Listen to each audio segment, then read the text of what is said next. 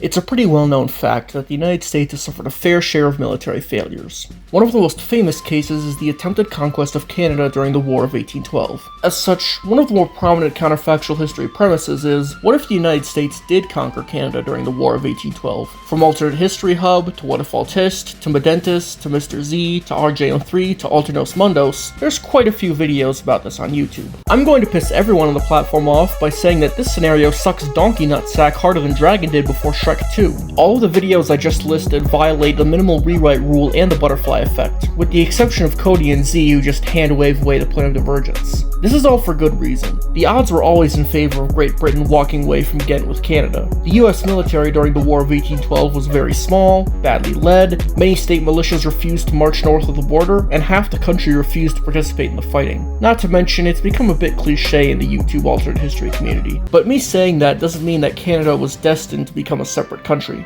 Even before the 13 colonies came together to form the United States of America, the idea of including Canada in this union had formed, and certainly hasn't disappeared from the nation's political scene. In 1774, Quebec was invited to participate in the First Continental Congress. The colony did not send representatives because its governor, Guy Carleton, prevented the widespread circulation of the request. The Quebecois were also well aware of the anti-Catholic sentiments held by their southern neighbors, while Parliament had passed the Quebec Act of 1774 granting them freedom of worship. This act, which also ceded the Illinois country to Quebec, was deemed one of the intolerable acts. French Catholics, having been ruled by an absolute monarchy prior to the French and Indian War, knew nothing of democracy and did not perceive a need for one. Yet the letters north were effective. Governor Carleton wrote back to London that, quote, "A report was spread that at Montreal that letters of importance had been received from the General Congress, and a meeting had been held, quote, breathing that same spirit, so plentifully gone forth through the neighboring provinces." In addition, the act was only really favored by the French aristocracy, while the English inhabitants resented their religious freedom, and the French peasantry despised the continued domination of the upper class. When war began, most of the Quebecois sat it out, content to let the Anglos kill each other regardless of which side won.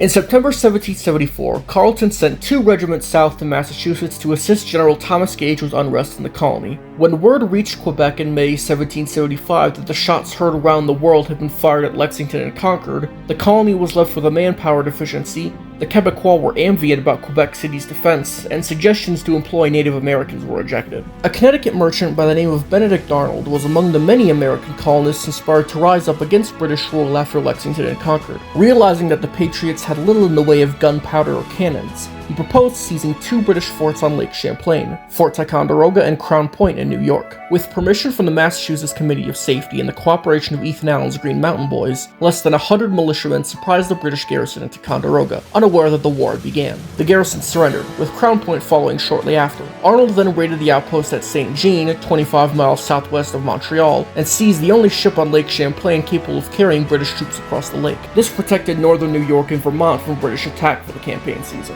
Although second only to Judas as history's most infamous traitor, Benedict Arnold began the war as one of George Washington's best generals. He became a hero amongst the Patriots, and an advocate for an invasion of Canada that nearly changed the course of world history.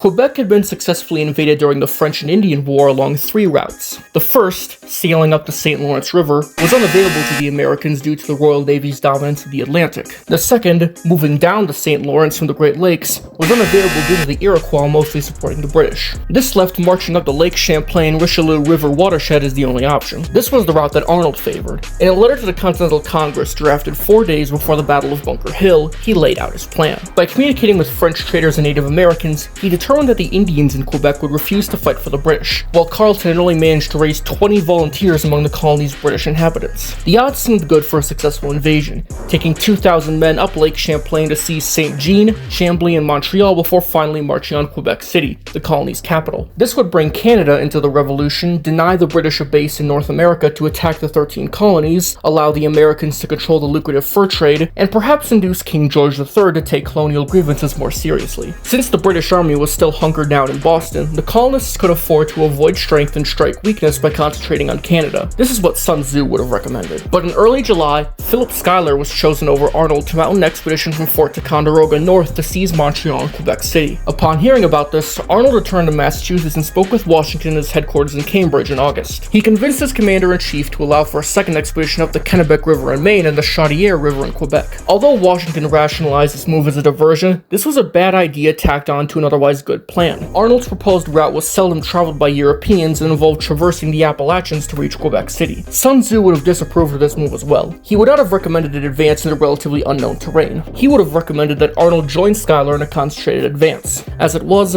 Arnold's expedition marched through the wilderness, losing half of its 1,100 men by late October due to disease, and one of his 3 battalions led by Lieutenant Colonel Roger Enos turning back due to a lack of food and supplies. It was an entirely fruitless endeavor that did not divert a single redcoat. The other expedition, by comparison, saw much greater success. Arnold's first objective, St. Jean, was reached on September 5th, fighting a skirmish with some Native Americans. Following this skirmish, Schuyler turned command over to Richard Montgomery and returned to Fort Ticonderoga, too ill to remain in command. Montgomery saw great success, placing St. Jean under siege and accepting the surrender of the outpost at Chambly, 137 miles from Quebec City, on October 24th. An attempt by Carleton to relieve the siege 6 days later ended in failure, and St. Jean finally surrendered on November 3rd. Next up was Montreal on the St. Lawrence. On November 11th, with Montgomery approaching, Carleton chose to abandon the city, wanting to sail north to Quebec City for one last resistance. He was nearly captured on November 15th by Colonel James Easton. After Montgomery had occupied Montreal without a fight 2 days earlier, Easton was sent to Sorel, trapping the governor's fleet and forcing it to retreat back upriver. Under a flag of truce, a messenger was sent demanding Carleton's surrender. If he did surrender, the loss of Quebec to the Americans would become nigh inevitable. If he chose to fight from mid-river instead,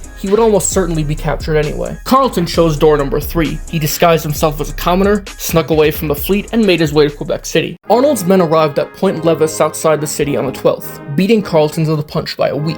The British had double the men Arnold did, but there was no guarantee they would remain loyal. He snuck about 350 men across the St. Lawrence on the night of the 13th to Wolf's Cove and gathered on the plains of Abraham, just a mile and a half from the city's walls and the site of the decisive 1759 battle that ended France's North American Empire. But he had been forced to leave 200 men behind at Point Levis, and a British patrol barge had spotted a fire the men had built in the cove. It was here that, unaware of the feeble state of Quebec City's defenses, the normally bold Arnold chose to cancel his planned attack and wait for Montgomery to arrive from Montreal. The men under his command realized that the struggle through Maine's wilderness that had brought them to Quebec City was all for naught. If they had gone with Montgomery through the Champlain-Richelieu Basin, they almost certainly would have arrived in the city sooner with greater ease and more men. Montgomery finally arrived on December 1st, but Arnold's delay had allowed Carleton to reach Quebec City and fortify its defenses. By December 10th, the city was now fully under siege, but plans to assault the city were delayed twice. American morale plummeted. On the final day of 1775, Montgomery and Arnold finally attacked. The final assault through the blizzard came close to succeeding, but the death of Montgomery and the wounding of Arnold sealed Canada's fate as a British colony for the rest of the century. Despite the losses, the campaign proved to have great benefits for the Americans in the New York and New Jersey campaigns of 1776. Had the campaign never taken place, Carleton could have marched south against Boston or New York City, placing Washington in grave danger. Instead,